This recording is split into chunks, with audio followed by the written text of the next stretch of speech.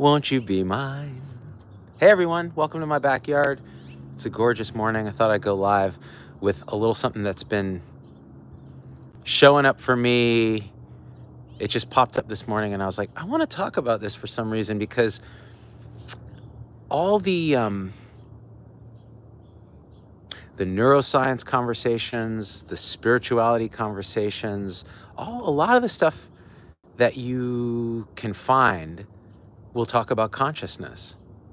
Consciousness this, consciousness that. What is consciousness? Is consciousness some emergent property of the material world? Is it fundamental, like Donald Hoffman says? Is it all there is? What are you? Are you just consciousness, this open awareness that takes in everything like a sky, and thoughts and sensations are just clouds? Can you raise your consciousness? Are there higher levels of consciousness?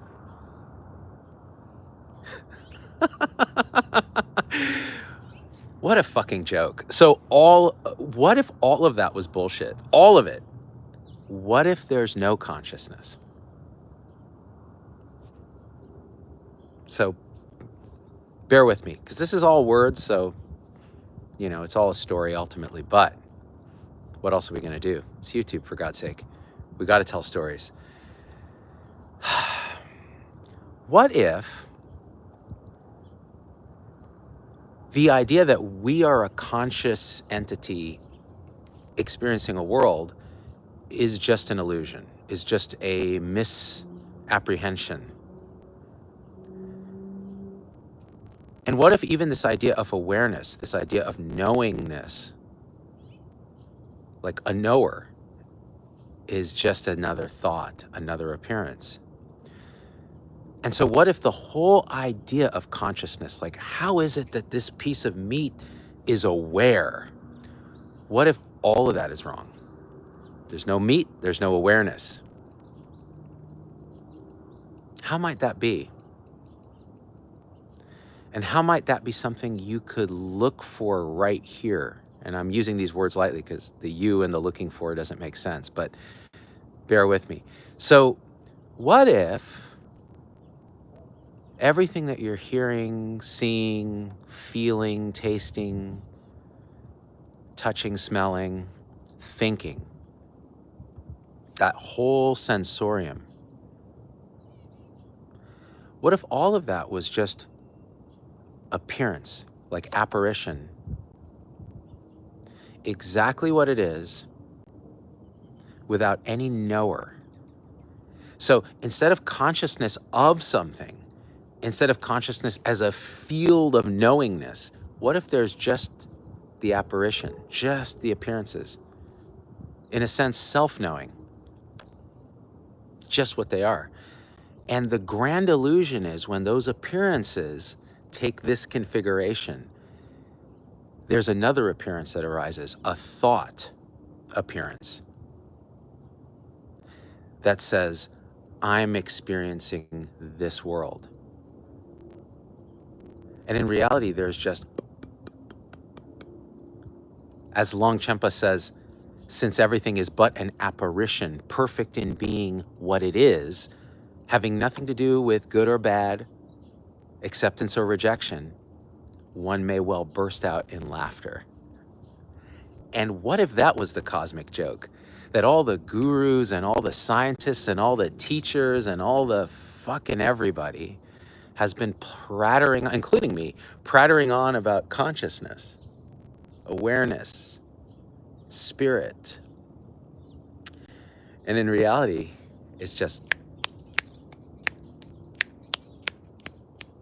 the impermanent, radical apparition that is all of reality showing up from nothing as this, creating the illusion of a person who's conscious experiencing it.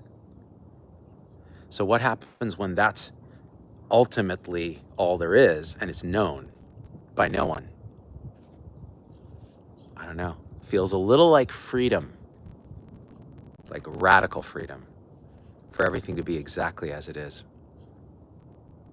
which is an apparition having nothing to do with good or bad, acceptance or rejection, exactly as it is. So what if that was true? Could you look here in experience and notice that? Well, all I can tell you is from here, this apparent vantage, it took many years of wringing out belief. And by the way, I didn't do that. Like, there's some energetic process of these apparitions doing some dance that these different beliefs start to fall away, like the belief in consciousness. Like, first I thought everything was material and it was emerging consciousness in some mysterious way. Then I thought everything was consciousness. I just took another stance, another belief. But there's still an I, a vantage, thinking it's a subject of this world. Then you read enough about non-duality and you go, oh no, there's no subject and object. There's just oneness, another thought.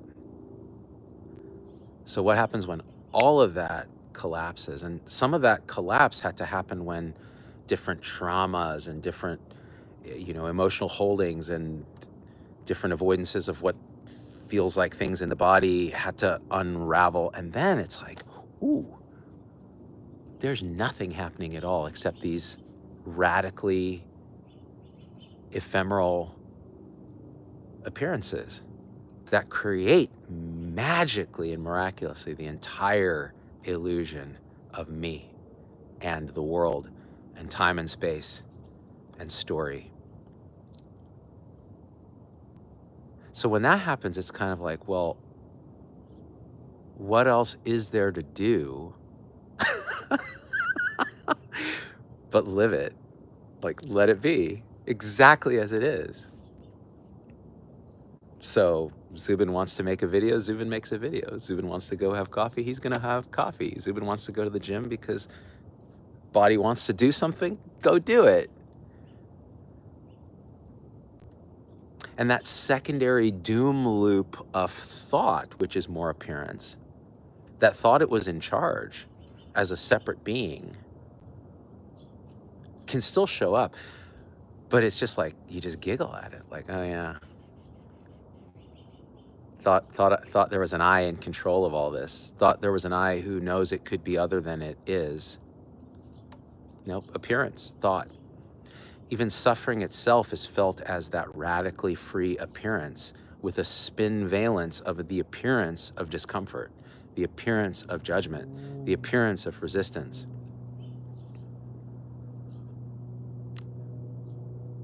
And then you wonder, is there even a reality that you can talk about? Doesn't seem like it. Is there anything we can truly know that isn't just appearance? Sure can't find it. Is there consciousness that's aware of everything? Sure can't find that. Is there a sense of I am as a subject? As a thought, yes. As an appearance, yes. As something I can actually find beyond that? I can't. Maybe you can. I can't. All I can speak for is what's here. And boy, that feels like freedom. To be exactly what this is. Again, Longchenpa, everything's but an apparition, perfect in being what it is, having nothing to do with good or bad, acceptance or rejection. Good or bad acceptance or rejection are those same radically apparent appearances that have no substance in that way, no morality in that way, no spin in that way. So what happens then? Everything is accepted by no one, just as it is. It self-liberates. Every phenomena appears and disappears. It self-frees itself. It's impossible to talk about. But it's fun to try. It's fun to try, especially on a beautiful morning. Right? Thought, judgment, story, gorgeous. Why not? Just a Dude says, Jesus is dead. Literally, yes. Hassan thinks this is a green screen. It's a strange green screen, isn't it? It's a pretty good green screen if I can do that. Good morning, Z-Dog says, Ricky, love the sunrise behind you. Isn't that nice? We'll take a little panorama. Oh, that's interesting. A little tree background. Let's do that for a second. You look like an Epstein type guy. See, what I love is when I stream live vertical to YouTube, all the biggest losers on YouTube that are just sitting there at home in their parents' basement, like masturbating, get to watch and make comments. Like, look at this Epstein guy. You know what? I'm fighting the reptilian overlords who are pedophiles here from my basement while masturbating, while mom's upstairs. See, radical freedom. Who gives a fuck? Everything exactly as it is, having nothing to do with good or bad. So when you get out of the doom loop of what should be and shouldn't be, what's right and wrong, what ends up happening is natural, spontaneous action, which seemingly turns out pretty radically compassionate sometimes. It's hard to be other when there isn't anything to push and pull on and there isn't any separation. How are you gonna hurt someone? It's very hard to do. And if you do it, inadvertently or otherwise, you'll find that something will arise to make it right. It's very strange, very paradoxical. You sound Californian, says My Town Drunk. What state do you hail from, sir? Good ear. This is the Peninsula Bay Area of California. That's the San Francisco Bay right there, which we can't see on account of the haze. We don't say on account of enough anymore. You know, in the 50s and stuff, you'd hear like Leave It to Beaver, like, hey, the beaver's here on account of his gout. I don't know where that came from. I'm not sure the beaver had gout. Just a Dude says, what's your hair routine? I use a little portable electric shaver that does this thing. And it looks something like this when I do it, maybe every couple days. Shave the head. Never been happier since I started shaving my head about 12, 13 years ago. So much easier. No hair product, no shampoo. And cool when it's hot outside. Beautiful views, says Sia Tonga Tonga. Thank you, it's nice here. Edward says, your outlook on life just seems like some constant defense mode in your assumption that all people want to hurt you. So you start going throughout life without loving people. Well, that's the outlook when we feel like we're a person moving through this world that is out to hurt you. Because how can you not feel unsafe when the fundamental movement is one of a separate being moving in a world and trying to survive? And the truth is, the organism seemingly does that. It's programmed, it's instinctually programmed to survive in this sort of matrix of appearance. But when thought comes up and says, yeah, no, that's true, that's exactly how it is, it's, kill or be killed. Well, yeah, it's a pretty miserable way to be, but that's how we all are. Until that drops. And how that drops, I can't say. There's nothing that the apparent person can do because there's no doing in that way. There's no actual agency. There's just this appearance. But it creates this beautiful illusion, this very complex illusion. And again, everything I'm telling you is a story, so don't believe me. Just look here in your immediate experience and then realize it's not your experience. It's just exactly what it ising itself. And then the experiencer drops. Consciousness itself is seen to be another construction of mind, another appearance. When I say mind, you can't find mind either. Try to look for mind. What is that? It's just thought, appearance, appearance, appearance, conceptual thought, visual thought, auditory thought, sensation thought. Thought's just reflecting the other sense gates. It's all nonsense. Shaving your head is so much easier, says Din. It is, right? Let's be radically honest here. If everybody did it, first of all, well, we'd put hairdressers out of business, L'Oreal and all these like hair dye companies. We'd put a lot of surgeons who do hair transplants out of business. But man, it'd be radically fun. And then people could wear different hats to express themselves. I mean, who cares? See, I'm just promoting the hairless agenda here. Another view, another belief from this apparent being. Salim says, I'm bald too, and I find it very interesting and better aerodynamic. Yeah, for running, Having no hair, badass. Get up in the morning, no hat, no bed head. Put a hat on, take it off, no hat hair. Never have to carry a brush when you travel, easy. My showers take like 2 minutes because it's like, what is it? If you watch that show, bikers. If you watch that show, The Righteous Gemstones, there's a thing where they're telling this like kind of hillbilly lady, okay, now how do you bathe? What did we teach you? And she's like, A, B, C, angles, butthole, and coochie.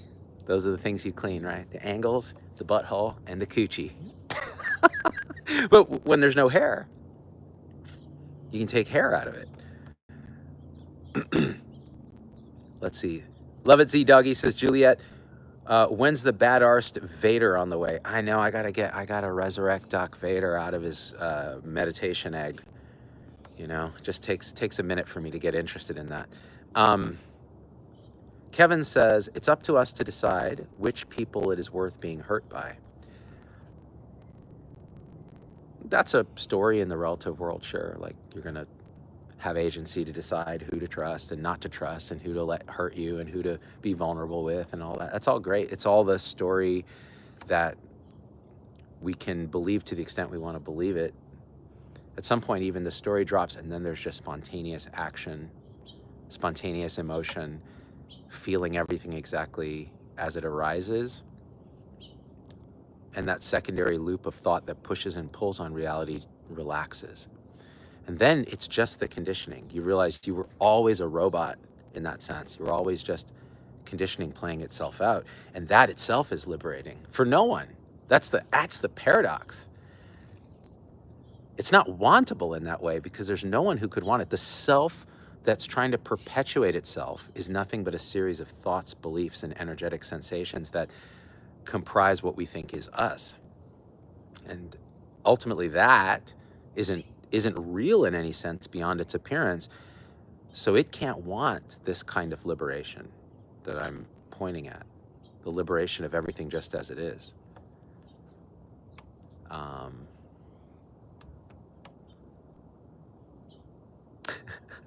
Dio says, I need whatever you took this morning, bro. I took coffee. Oh, and also 5-MeO-DMT. I'm kidding. Christopher James, you ruined a nice view. We are not all kill or be killed. Many of us are trying to live in harmony. You look healthy. You're in a beautiful place. Where did you get the kill or be killed mentality? Did I say that, Christopher? I said when we feel separate, sometimes it can seem like a kill or be killed mentality. And what you're pointing at, this living in harmony thing, that's a story too. That's a spiritual identity that we generate. So what happens when even you let that drop and there's no harmony or disharmony, there's just what is? In a sense, paradoxically, that is the harmony. So living in harmony means you don't live anymore. Life lives itself. That's my experience. And I'm using those words lightly, my experience. That's how it seems here. And it didn't always seem that way, apparently, because of the illusion of all this structure of thought, construction, how things should be. Oh, I should be living in harmony. I should be nice to everyone. I should be a certain way, but I'm not. That's not how this conditioning is. This conditioning is an asshole at times. This conditioning is oppositional, defiant. This conditioning hates certain things and avoids them and loves other certain things. So what happens when I just let that be? And the secondary thought loop of judgment, shame, all that stops. It's not that you behave like a psychopath. It's that the guardrails on your conditioning come out and then the conditioning itself starts to change. There's no longer something to defend. There's no longer a person there that could be other than they are. And then everything just seemingly relaxes into just this. It's very hard to talk about. So in a way, the only way to talk about it is to embody it. And I don't know how to say a word about that. Scroll it down. Kevin says, they're not getting you, my dude. Remember, the message is noise if it's heard by people at the wrong time. Well, if it's heard by people. So I think anyone, I mean, Kevin, you're preaching to the choir here. Like, this isn't something that people talk about because typically, some do, because it can't be received by a person easily. There's like nothing talking to nothing in a sense, and that nothing is hearing. But the person can't hear this. That illusion of selfhood, that I can be other than I am, can't hear this message. It will sound like gibberish. Or it'll be interpreted through the lens of what they think they know. And I know this because I went through this myself. It was like, this is what consciousness is. No, he's saying this, and it applies in this way. And it's all like what I think I know. We can't know anything because there's no we and there's no anything. There's just this. See, it comes out very, very difficult. All to all, Kevin. Yeah, nice to have you here, Kevin. Just a Dude says, answer me, bald man, what you see when you take DMT. I've taken all the drugs, and I'll tell you, they're a trap in this sense. It was fun. It was a great experience. There were traumatic things that came up that seemingly were processed. There was an embodied aspect to it where I was able to feel into the body ways that I had normally seemingly dissociated into thought. Yeah, there's all the visual stuff. Who cares? That stuff's just experience. It's just more appearance. And after some period of doing those different things, ayahuasca, 5-MeO, and I've made videos about this, you realize none of that is the answer. It's all more experience. You start to chase those experiences and call them transcendence, and it's totally another thought structure. It's another belief. And we all know people who do those things consistently, and they talk about, I feel so much more connected, and there's this oneness, and I get in touch with source, and every single word of that is a fucking story. It's another appearance. Great. Nothing wrong with that. Nothing wrong with that. But it has nothing to do with this. This is just exactly what it is. All of it. The DMT experience, the non-DMT experience. Go smoke a lot of weed. Everything can appear a certain way. Suddenly the apparition has a different valence. Maybe it has a paranoid valence. Maybe it has an chilled out valence. Maybe it has like everything feels very physical. Whatever it is, it's more appearance for no one. It's not that you change consciousness. It's just everything is constantly changing. Yeah, it's impossible to really put into words. Absent Orange, a supporter of the show. Thank you for being a member of the channel. Once again, comments off the chain. Z is just pointing, you need to go look for yourself because you have your own shit to work through, like the need to troll lives. Oh, I love the trolls though, Absent, because they generate algorithmic engagement, and it's fun. Because, I mean, again, it's some kid sitting in his basement like, who the fuck is trolling alive at this hour? Who's doing a live at this hour?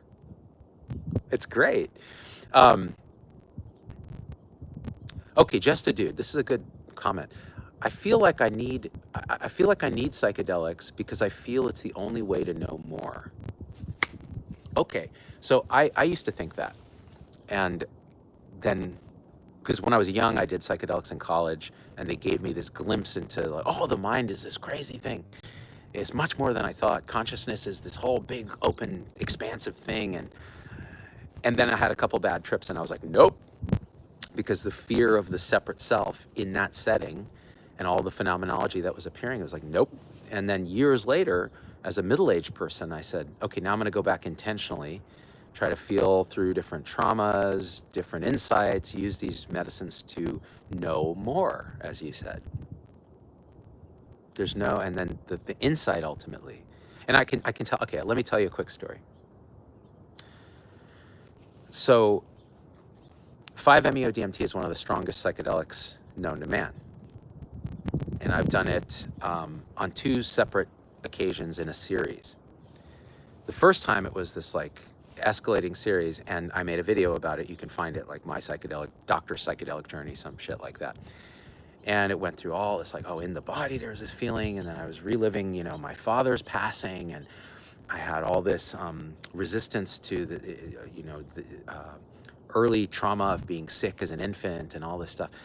And then this realization at the highest dose where you die like that, there's no death. There's no such thing. That's a thought. But there's death, and it just went pop, and it turned right around, and I was shown that it was all just this. Just these appearances, that was all. And that was the cosmic joke, and I couldn't stop laughing. So that was my first experience with it. And several months later, I decided, you know, let me do that again, because, you know, with a different guide, because I want to try to see in the interim, so much has fallen away. There's been so much kind of almost purging of the body and this sort of energetic thing that I can't really put into words. I wonder what it's like if I do it again. And I did it again, and 3 doses. And the first dose, there was some superficial like thing that I'd been holding, some kind of guilty thing, and I felt it pass through. And so there was a lot of emotion. Then the second dose was just like, it just showed me, it was, and they're escalating doses. It just showed me, like, as I exhaled, it was like, oh, everything in my life is perfect, because it couldn't be other than it is. And there was just laughter. And then I'm like, okay, I want you to kill me with the 3rd dose. I told the guy I want to go like total oblivion. I want to ego death, all the shit that people talk about. So she's like, está el jefe. And took that dose. As I exhaled, I could feel, like, as I'm laying back and the exhale is happening, the body's dissolving, and I'm like, oh, I'm dying. And I could feel my chest dissolving, and it was actually uncomfortable, like being suffocated, like what you might imagine physical death would feel like. So I was like, but there was this strange, perfect acceptance of it this time. There was no resistance to it. So I could feel, because I just had these other 2 experiences too that were like, everything's fine. So it just starts, my eyes are closed. There's no eyes, there's no me. There's just the phenomena. Lights, color, sound, behind what were presumably closed eyes, just dissolving the person, gone, just the phenomena. And then, very quickly, highest dose, pop, I open my eyes, everything's back, and I'm just laughing. And I turned to the guide and I said, this is a joke, right? Seeking, looking for something, and it's always already perfectly this. It's just these phenomena phenomenizing, and it's absolutely radically exactly what it is. There's no awareness of it, there's no person, and yet as it coalesces, it forms the sense of a person, it forms the sense of a story, it forms love and hate and loss and grief and sorrow and longing and envy and lust and sex and the lack of sex. And all of human history formed from these radically empty phenomena. What a fucking miracle. Why wouldn't I just go live it fully and stop fucking seeking? And that was it. So yeah, you know, drugs are bad, okay? But honestly, that was just one thing. Like, this whole thing is one happening. So yeah, meditation, retreats, reading all the gurus so that you could realize they were full of shit at the end. All the seeking to realize it was the seeking itself that was keeping you stuck in separation, apparently, because there's no you and there's no separation. Yeah. NY Ned 1 says, identification is the problem unless it's the police asking for it. Yeah, we identify as this, right? Kevin says, life's but a walking shadow, a poor player that struts and frets its hour upon the stage and then is heard no more. It's a tale told by an idiot, full of sound and fury, signifying nothing. Shakespeare was the most awake motherfucker, for sure. Isn't that beautiful? Absolutely beautiful. John Doe says, I hate myself so much.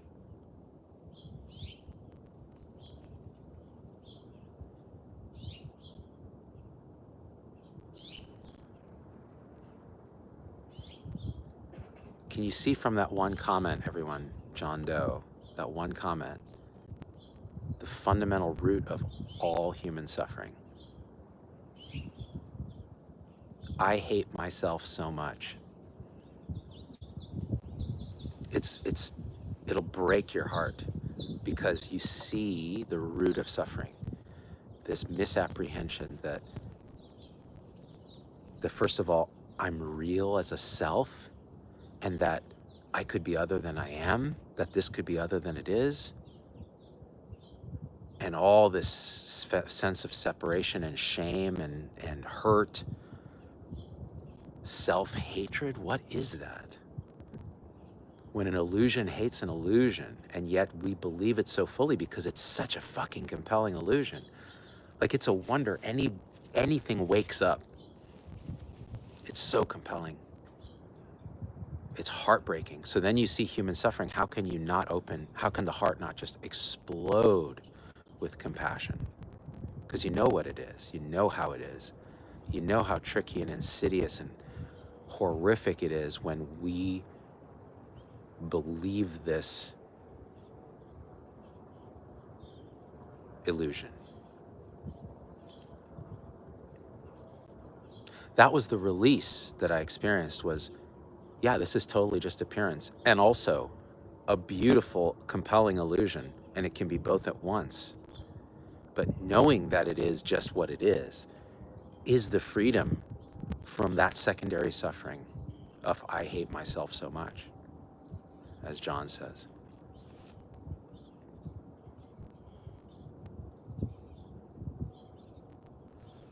Yeah, Catskill Hillbilly, great handle, says, I've recently found I am most centered and peaceful while working in my garden, my whole universe. Because what happens, you lose yourself in action. Action is just actioning. Appearance is just appearing. And we're, after the fact, calling it garden. And we're saying centered and peaceful. Those are just descriptions that our movement of mind, of thought going to thought, wants to apply to make sense of something, because that's what human mind movement seemingly does. But in reality, it was just gardening. And that's the freedom. Birds birding. Life lifing.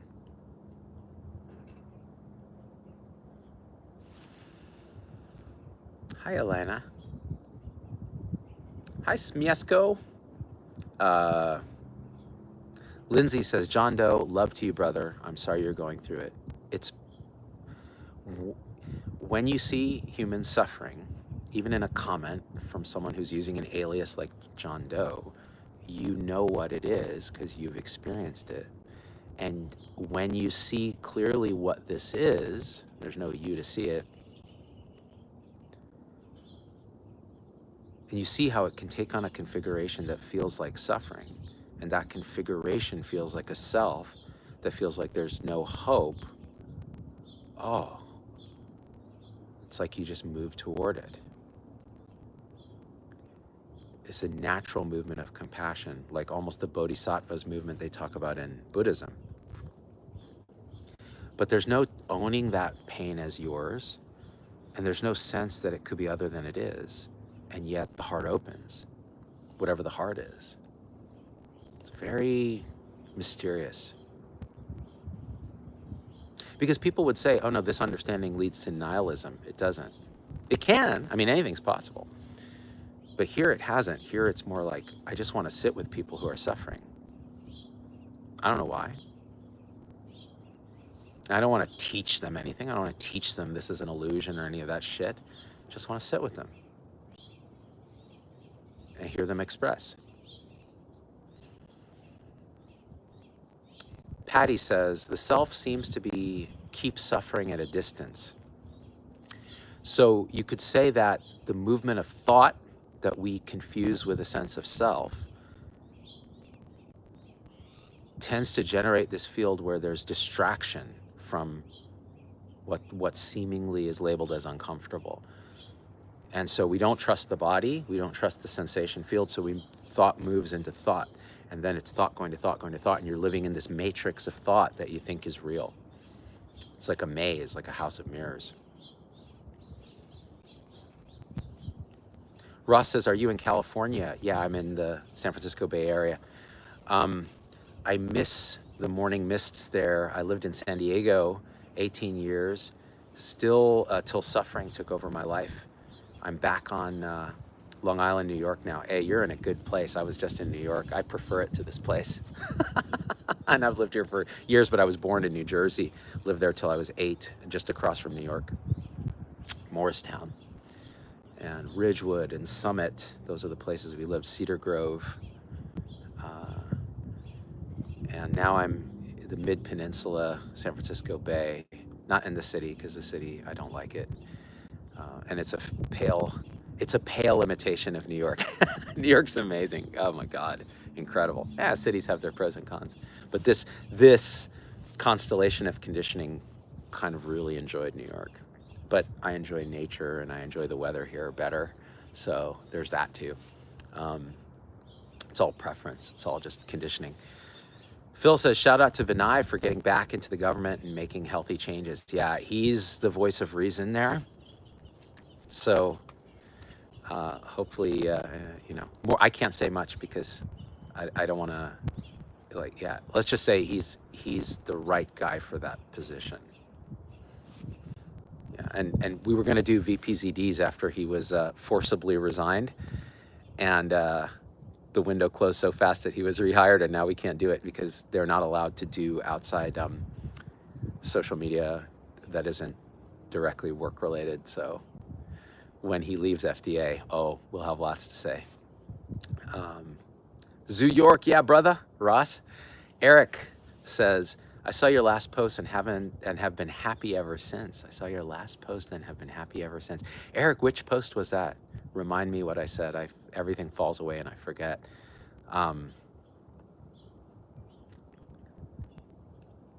Let's see. Ross says, so I've only taken one college class on the book of Job, but crossover with philosophy and the meaning of suffering. Yeah, I don't know much about that stuff. Philosophy is tricky for me now. It's more like, well, what's the direct apprehension of this? Philosophy kind of is seen to be more thought, more construction, more mind fabrication, which is fine. There's nothing wrong with that. Again, embrace the illusion fully, and no problem with that. It's just if you're suffering and you feel like something's off, just keep attuning in a way. I mean, even that doesn't make sense because you can't do it because there's no you to do it. But sometimes hearing something like that can crack open a conditioning that changes the pattern. I don't know. I actually don't know anything. Forget everything I just said. Ross is a mechanical engineer. Damn, homie, that makes sense. You're looking for, logical meaning, and me too as a doctor, same thing. That stuff had to die in me. Now I'm what I would have considered really stupid back in the day. I'm like, man, what happened to Zubin? He became stupid and so much happier. Jonathan says, have you ever had a debate with Sam Harris, or are you inspired by him? Sam is a friend. Sam was my gateway to this whole realm of looking at experience, and the fact that he wasn't religious resonated with me because I wasn't either. And in other words, I couldn't believe anything without evidence, and Sam was that way. And so Sam was like, well, then just use your own experience as evidence.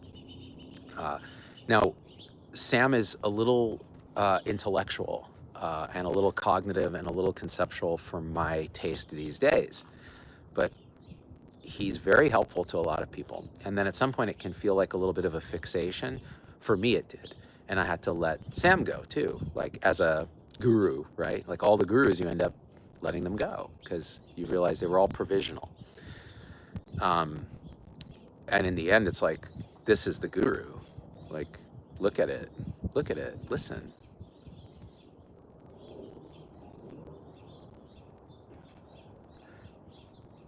The birds, the planes, the sounds, the construction, the breeze, like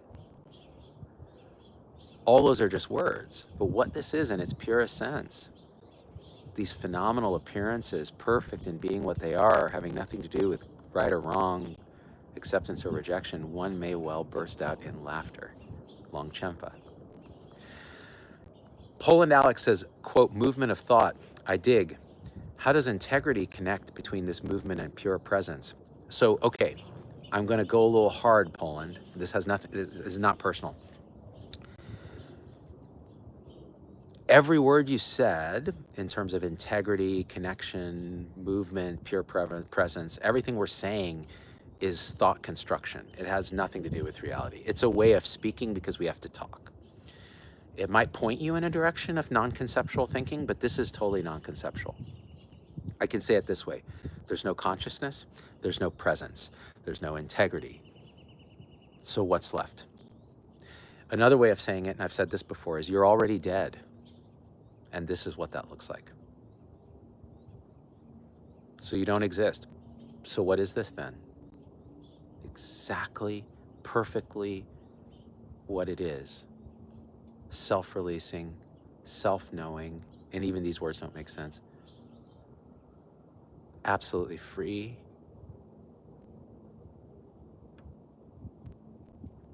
Oh.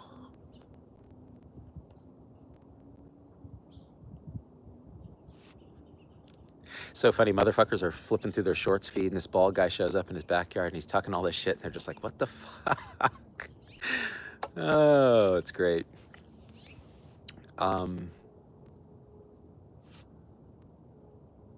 Dakota says, who cares is a pretty good way to get back to that feeling. Paul Hederman, who's pretty good at pointing at this, he has a website called Zen Bitch Slap. And by the way, hold all gurus and all perspectives. And everything I'm saying is because I'm using words, it's going to show up as a perspective. So hold it lightly. Look for yourself in that sense. Paul would say, liberation is the death of the one who cares. So that movement of thought and belief and energetic sensation of the one who cares, the one for whom this could be other than it is, when that dies, in a sense, when it lets go, then there's just this, perfectly free.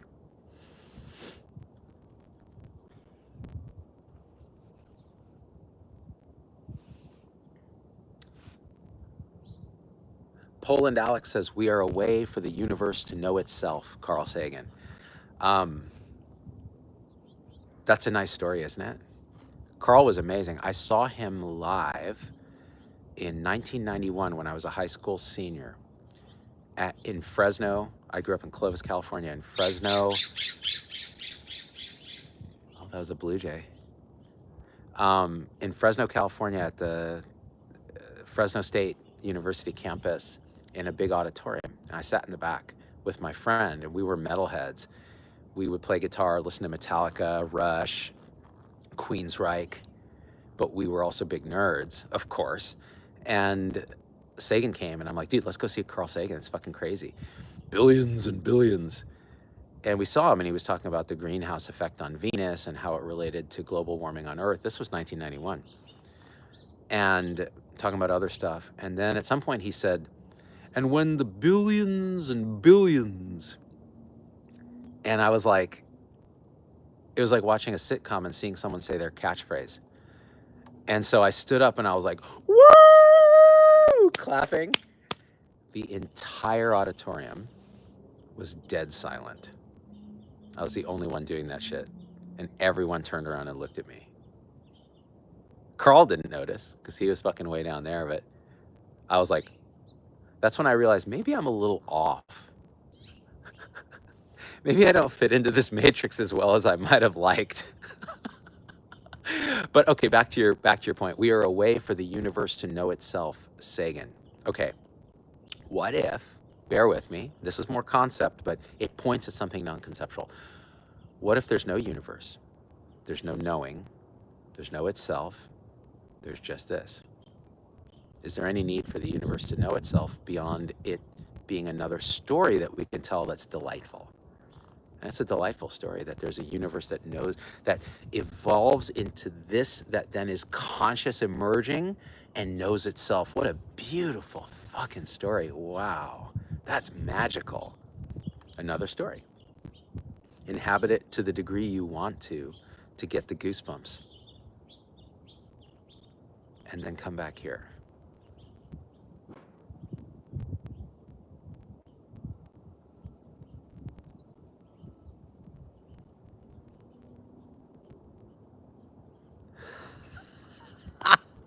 There's nothing happening except for this total mystery.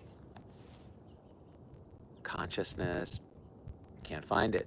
Universe, what? Yeah, it's great. All right, gang, it's also beyond great and not great, beyond the dualities of right and wrong, beyond the doom loop of moral thought. Doom loop meaning we say something's good, therefore we generate bad. We say something's bad, therefore we generate good. That's duality. What happens when that drops? Beyond good and bad.